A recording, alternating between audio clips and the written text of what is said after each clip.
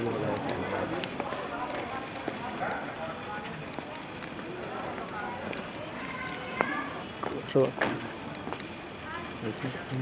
आगे ना। अपना हक में आपका स्वागत है। अभी हम उस पीड़िता के घर पे आए हैं जहाँ पे बंदी का लाश मिला हुआ था और यहीं पे आरोप लगाया गया है कि गैंग रेप करके उसको फांसी के फंदे पे चढ़ा दिया गया है। तो आइए उस क्राइम स्पॉट पे चलते हैं और देखते हैं उस जगह के बारे में, फिर आगे हम आपको बताते हैं। आइए।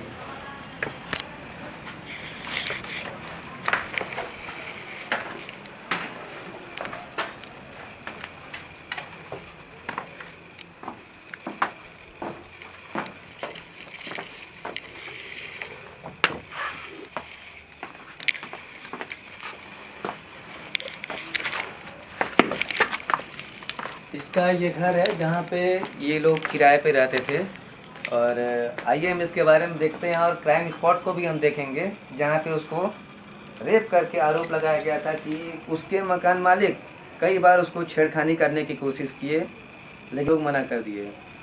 और कुछ दिन पहले ये लोग गांव चले गए थे तो जिसके कारण वो अकेले पाके उसके साथ कई लोग मिलकर गैंग रेप किए और उसको फांसी के फंदे पे चढ़ा दिए। तो हम क्राइम स्पॉट को दिखाएंगे, तो थोड़ा सा आप आगे जूम करके दिखाइए। यहाँ पे यही वो पंखा है जिस पे उसको फांसी पर लटकाया गया था और पंखे से और बेड की दूरी लगभग 6 फीट होगी। तो 6 फीट की दूरी अपने आप से कैसे कोई लटका सकता है? जाहिर सी बात है कि यहाँ पे ज़रूर कुछ न कुछ घटना हुआ है, लेकिन यहाँ पे पुलिस प्रशासन भी ऐसा नहीं बता रहा है क्योंकि वो लोग गाँव पे थे, उन लोगों को पता ही नहीं था कि यहाँ पे कुछ हुआ है। किसी के बोलने से वो लोग आए हैं। पुलिस प्रशासन पहले ही पहुँच चुकी थी और कहने का मतलब ये है कि सीएम सिटी में ही जब पुलिस प्रशासन उसका सपोर्ट नहीं करेगी, उसके पीड़िता के साथ दुष्व्यवहार किया जा रहा है, तो प्रशासन पर कैसे कोई भरोसा करेगा? एक बार उनके घर का पूरा राउंड करके हम आपको दिखा देते हैं ताकि आपको समझ में आ जाए कि कैसे घर में ये लोग किराए पे रहते थे। मुझे तो यकीन नहीं हो रहा है कि ऐसे घर में भी कोई किराए पे रह सकता है, लेकिन कई लोग यहाँ पे किराए पे रहने वाले हैं। 2-3 लोग इसमें किराए पे रहते हैं और उन लोग का भी ये कहना है, उनसे मेरी बात हुई है, उन लोग का भी कहना यही है कि 2-3 बार उन्होंने उस लड़की के साथ गलत करने की कोशिश की, छेड़खानी करने की कोशिश की, लेकिन उसके घर वाले मना कर दिए। तो उस हो सकता है उसका भी कुछ उनके पे जलन हो और मौका पाके उसके साथ ये रेप करने की कोशिश किए। लेकिन ऐसा कब तक होगा? आजकल के लोग हमारे मुख्यमंत्री योगी आदित्यनाथ जी जो कहते हैं कि बेटी पढ़ाओ बेटी बचाओ, तो जब बेटियां अपने घर में ही सुरक्षित नहीं हैं तो बाहर सुरक्षित कैसे रहेंगे? और रही बात जो प्रशासन की है, तो प्रशासन भी उनका सपोर्ट नहीं कर रहा है, प्रशासन उन्हीं का सपोर्ट कर रहा है जो ये क्राइम किए हुए हैं।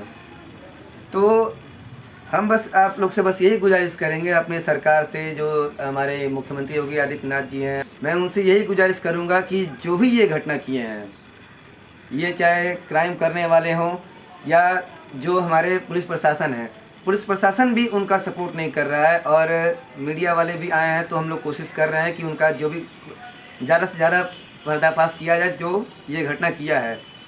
तो मेरा कोशिश यही रहेगा कि उन लोग के साथ इंसाफ मिले और जो उसने भी ये घटना किया है उसको सख्त से सख्त कार्रवाई किया जाए। और इसमें ये भी बताया जा रहा है कि इसमें पुलिस का भी हाथ है, क्योंकि कल के डेट में जब ये लोग पोस्टमार्टम करवाने गए थे, पोस्टमार्टम करवा के जब ये लोग वहाँ से बाहर निकले तो इनके माता पिता एम्बुलेंस में ही बैठे थे, लेकिन जब वहाँ से कुछ दूर आने के बाद उसके माता पिता को पुलिस वालों ने मार के गाड़ी से उतार दिया और बॉडी को लेके सीधे शमशान घाट पहुँचे।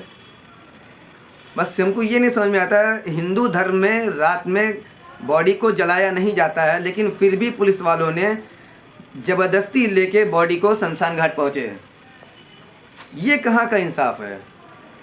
और पीड़िता के घर वाले ही जब उसके साथ नहीं है तो फिर वो बॉडी जलाने का हक उसको किसने दिया? और जब किसी कारण पता चला कि उन्होंने अननोन नंबर से फ़ोन किया, अगल बगल वाले लोग जब वहाँ पे राजघाट पहुँचे, काफ़ी संख्या में लोग पहुँची थी औरतें थे और लोग वहाँ पहुँचे। वहाँ जाने पर अगर 10 मिनट का भी लेट होता तो शायद वो बॉडी हमारे हाथ ना आती है। बॉडी तो किसी तरह वहाँ पे मिला, लेकिन वहाँ पे काफ़ी प्रशासन जो लोग थे वो लोग भी उनको बॉडी के पास जाने से मना कर रहे थे। तो मतलब ऐसा क्या था उस बॉडी में कि जो उस अपने ही बेटी को लोग पास नहीं जा पाते। किसी कारण कई लोग थे वहाँ पे प्रशासन को प्रेशर देते हुए बॉडी के पास पहुँचे, तो बॉडी सब तैयारी कर चुके थे लोग कि बॉडी जला दिया जाए, लेकिन बॉडी जला नहीं पाए। वहाँ पे एसडीएम साहब भी आए थे, डीएम साहब भी आए थे और काफ़ी संख्या में लेडीज़ पुलिस और जेंट्स पुलिस सारे लोग आए हुए थे। लेकिन जो एम्बुलेंस में बैठा था पुलिस, वो क्यों भागा? अगर उसके में गलती नहीं थी तो वो गोलघर जब उतारने के लिए बोला गया था, मीडिया वाले भी थे जब मेडिकल में, जब इस पोस्टमार्टम के बाद वहाँ पे गोलघर ले जाने के लिए कहा गया कि जब पीड़िता के घर पे जाए और सुबह में दाह संस्कार किया जाएगा, तो पीड़िता को जबरन उतार के राजघाट ले जाने का कोई मतलब नहीं था। लेकिन जबरन उन्हें राजघाट ले गया और वहाँ ले जाने के बाद भी बॉडी देने से मना कर रहे थे, लेकिन भारी संख्या में होने की वजह से मजबूरन उनको बॉडी देना पड़ा। बॉडी दिए भी, लेकिन उसके बाद किसी तरह वो लोग सुबह होते होते 6 बजे से पहले ही ज़बरदस्ती उसके घर वाले को करके और बॉडी को ले जाके जबरन जलवा दिया। और जो पोस्टमार्टम का रिपोर्ट मांगा गया, पोस्टमार्टम के रिपोर्ट में भी ये कहीं भी दिखाया नहीं गया है कि उसके साथ ज़बरदस्ती किया गया है या रेप किया गया है। इसका मतलब कहीं ना कहीं सीधे तौर पर अगर कहें तो पुलिस प्रशासन भी उसके साथ है और जो पोस्टमार्टम का पैनल में जो काम करते हैं वो भी उसके साथ है।